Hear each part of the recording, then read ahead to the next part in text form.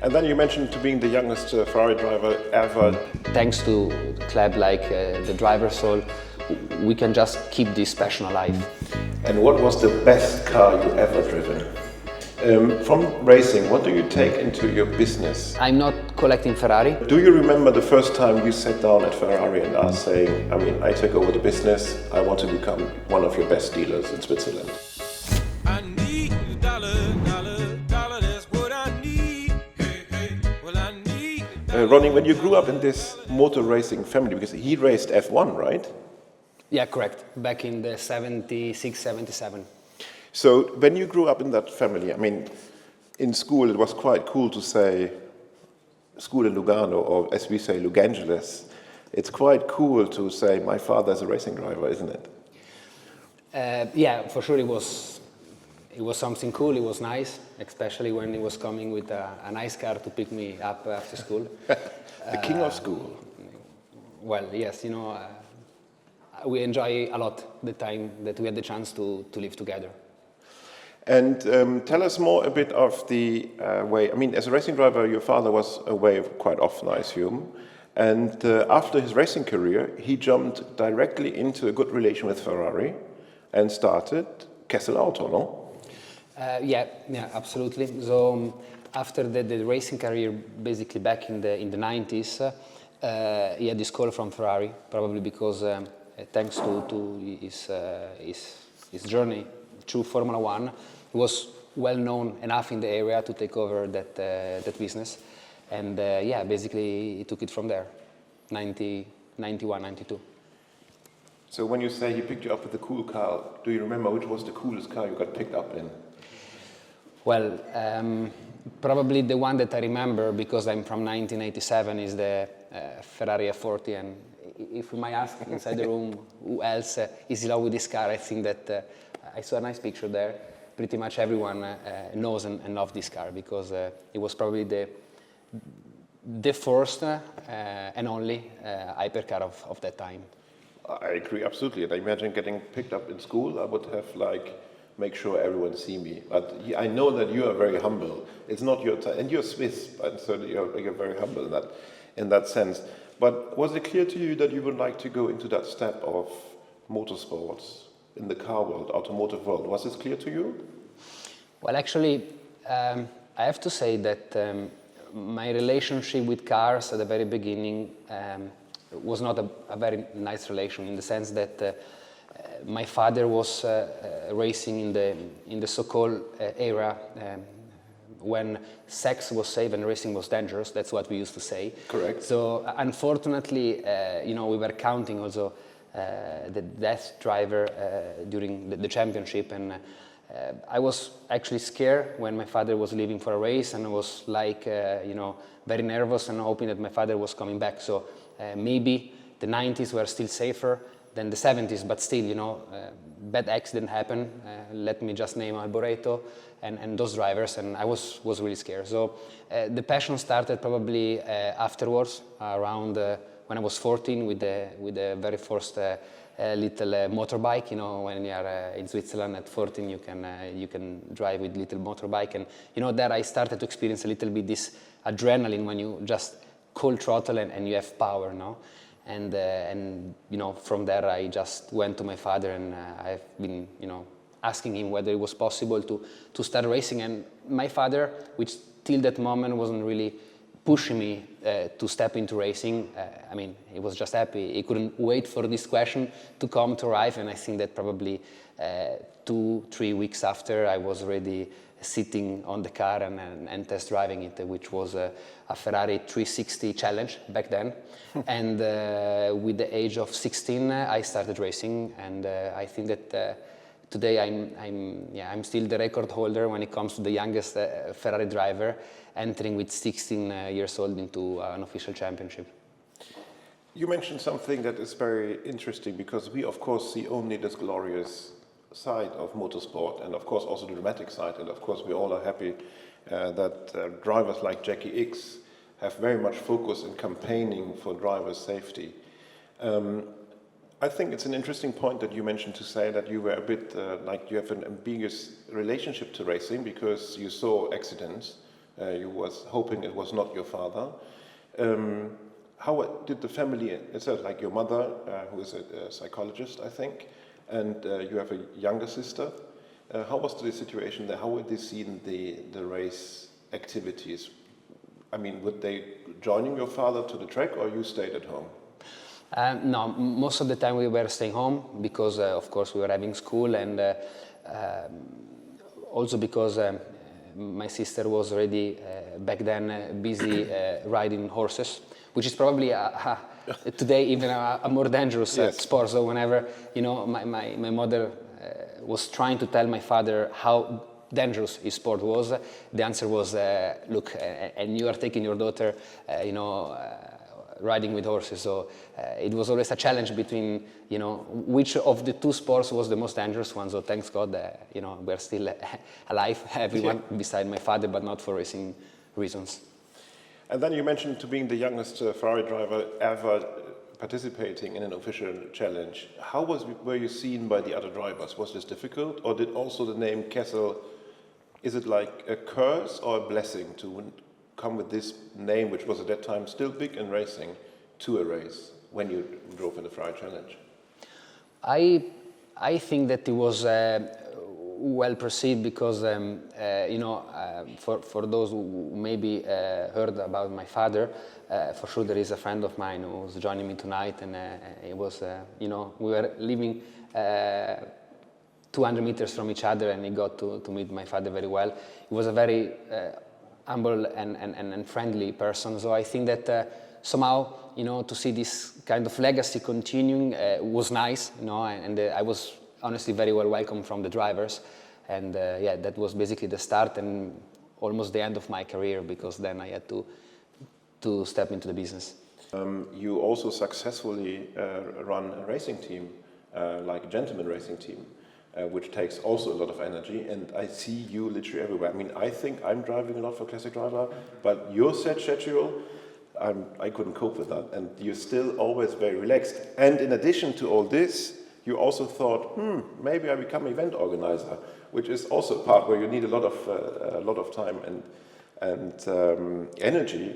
Where do you take this energy? Because I receive, you have to imagine, I receive emails from between 2:30 and 6:30. Then this gentleman is not available because constantly on the phone. And then I receive emails at 11:30. How do you do it? Well, I think that this is kind of the adrenaline that you have when you love what you're doing. Probably also the adrenaline that I pick up, while being a racing driver. And of course, just to be honest, I keep naming myself racing driver. The truth is that I had a very small career, and I was a medium good race driver. I don't want anyone to think that I was the best. Probably we have a much better, racing driver connection in this room tonight. But I think that somehow it's like when a football player, after a while, stops with his career and decide to become like a trainer, a football trainer, no? So at the board of the field and managing the team. So for me, this is still the adrenaline. So I basically switch from racing and putting there the adrenaline to the business. And yes, you're right. What we have been doing, following the passion of the family, has been to grow this racing team, which for us is one of the 4 pillars of the company. Because what we're doing, as you mentioned, we are dealer for Ferrari for Switzerland, Ferrari and Pagani, and then we have the racing company, and then we also have the classic car atelier, and then last but not least, we are also providing all kinds of services, like if you need to fix a car, repair a car, and so on. So basically, if I need to find a word to describe my activity, I will name it or define it with the word cars, which for me stands for C, stands for classic, so Kessel Classic, A for automotive, Kessel Auto, R for racing, and S for services. So basically, this is where you're putting the energy on a daily and nightly base. Plus, you run a company that builds suspensions for train, I think. So I don't know anyone who does so many things under one hat and so successfully. I mean, doing many things under one hat is one thing, but successfully is something very, very different. Do you remember the first time you sat down at Ferrari and asked, saying, I mean, I take over the business, I want to become one of your best dealers in Switzerland? Yes, I actually remember the first time Ferrari came to me and they just Even wanted... better. Yeah. But that was because, of course, they wanted to just make sure that I was not destroying the image of Ferrari in Switzerland in a couple of days. Yeah, that was back in 2010 when I took over the activity. But no, I think that the relationship with Ferrari, it's there. And wish I could have the same relation, also with other manufacturers. But we got married with this beautiful brand, and that's the brand we are representing. Although I have to say, and I want to say that I'm a big fan of all car brands when it comes to sports car, and it's really nice. I mean, that's the reason why you started the classic business, because there no one is really discussing and arguing with you, and you can do sales of wonderful vintage cars and restoring them. And we see some results also on concours events very often. Yeah. And speaking about the concours event, because as we said, I think it's 5 pillars, because you also do something that's called DICE, which is the acronym for the International Concours of Elegance St. Moritz, which will happen every year if it's not snowing too much or too less on the frozen lake of St. I was Moritz. about to say, we try to make it happen, yeah. Yes. But so tell us more about the idea. How does this idea came to say, okay, we do something in St. Moritz in a season? It's the closing weekend in St. Moritz, which is also not the easiest one, but I think you have to do it because you use the facilities of the horse racing. But where does the idea came from to say, let's do something on the frozen lake with hyper expensive cars? Yeah, let's say that one of my desire has always been the one of trying to contribute when it comes to growing the passion, when it comes to cars, because you can either see cars as a way to get transported from one to the other point, but you can also see it as kind of an heritage, because I think that there is not really a huge difference beside the technique, how they're done. If I look at a nice painting, a sculpture, or a four-wheel sculpture. No? So the ice is coming from this close bond I have with St. Moritz, because my father was originally from St. Moritz. And I recall when I was, a child, looking those horses which were basically riding and racing. That's the white turf, for those who know, which is an event taking place before the ice, and it's a race competition on the frozen lake. And I was always, imagining to drive a beautiful car instead of the horses. And then, I was very young, and I told to myself, one day I need to go to the Gemeinde and try to ask them whether they give me the permission to do it. And that's what I did. And they told me, look, actually, if it's about classic car, if it's a way to promote the culture, elegance, and so on, we see it as something in target with St. Moritz. And back in 2019, we started to do this little event, which today it's attracting more than 15,000 people. The wonderful thing at this event is it's not only a concours where it's static. You don't see the car standing on the ice. Some of them, if the owners would like to, can use the horse racetrack to take their turns on the little ice race in a sense. But there is a speed limit, I think, right? Yeah. It's a dynamic concourse of elegance, as you correctly say, because as Giorgetto Giugiaro, that for those who know him, is the Gotha of the design of automotive. So the guy who designed the Lancia Delta, which is one of the most beautiful Italian car ever designed. Panda as well, and a lot of very important. The Golf, the first Golf, beautiful cars. So it was basically saying that the best landscape for a car is the white paper, because when you draw a car into a canvas, you can see all the line precisely, no? And this is what we are trying to reproduce when it comes to the ice. If you see a car which is driving on a frozen, snowy, white surface, you really see all those lines, standing out. And that's why we ask all owner, all participants to also slowly drive the car around the lake. Then there are those who are going slow and the ones which are enjoying a little bit more, but we let them enjoy.